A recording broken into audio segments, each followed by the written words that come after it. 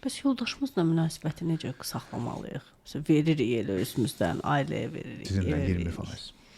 Münasibəti tarazda necə saxlayırsınız yoldaşınla?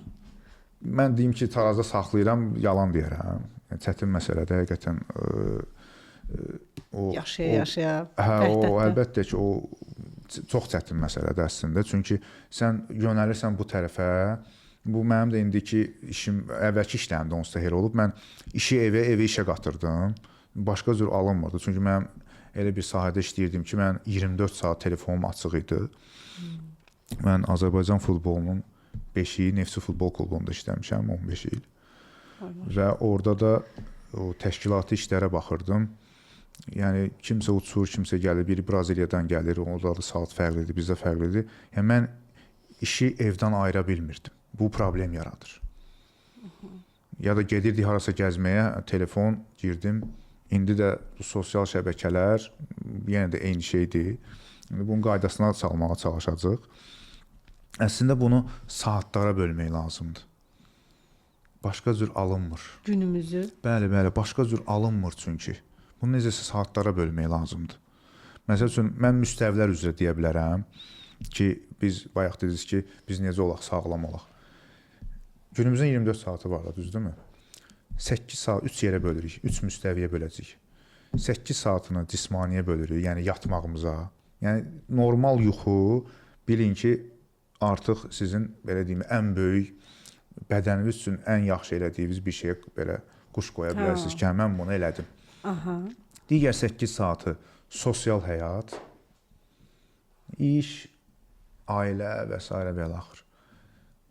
Amma ailəni bu bir tərəfə də sala bilərik. Digər 8 saatda ruhi məsələlər, dünya görüşü məsələləri. Ruhi müstəvi. Neyniyə? Necə eləyək? Sıfırlardan başlayaq. Konsertə gedə bilərsiniz, kinoya baxa bilərsiniz, istirahət olmalıdır, ruh qidalı, ruh razı olmalıdır, qidalanmalıdır.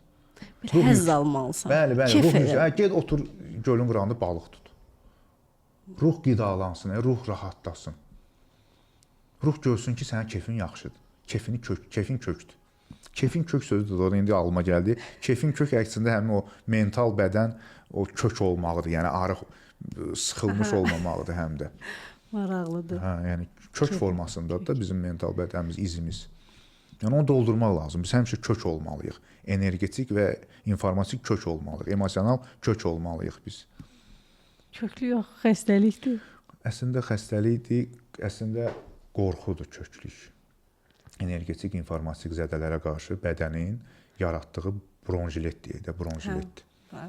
Yəni o gedirlər müxtəlif yollarla arıqlamağa çalışırlar. Bizim o paketdə də bu haqda bilgilər var. Arıqlamağa çalışırlar. Süni müdaxilə olur da. Süni müdaxilə ilə götürürlər onu. Bədən isə yaşamaq istəyir axı. Bu bilir ki, bu çəki ilə, bu bədənlə bu öləcək. Təzədən o bronjiletini təzədən geyinir əyninə ki, amandır, öldürəcəklər bizi. Yəni çox yaxın insanlarım, vallahi belə pis çıxmasın, getmədikləri yer qalmayıb. Mənim yanıma doğmalarım deyə, mən hamısına belə baxıram. O Elşənin Bir Qalan Sirri filmindən həmişə çəkdiyim misal var da. Elşən kəməri belinə taxır, bağlanmır. Deyir ki, kitablar oradan görür ki, sən bizə hələ oxumamısan. Mən də həmişə deyirəm ki, siz mənim hələ kitabımı oxumamısınız. Oxumuşuq da, deyirəm, yox, oxumaq elə yox. Belə, mənimsəmək. Mənimsəyəndən sonra sən artıq başa düşürsən ki, sənin ciddi problemlərin hardadır, hardan gəlir. Müxtəlif mövzularda suallarınıza cavab tapmaq istəyirsinizsə, ilkin qiyası ilə quyuya enerji tökməklə dolmaz. Zərrə içində zərrə, ruhun səndən nə istəyir? Təbii valideyn-övlad münasibətləri necə olmalıdır?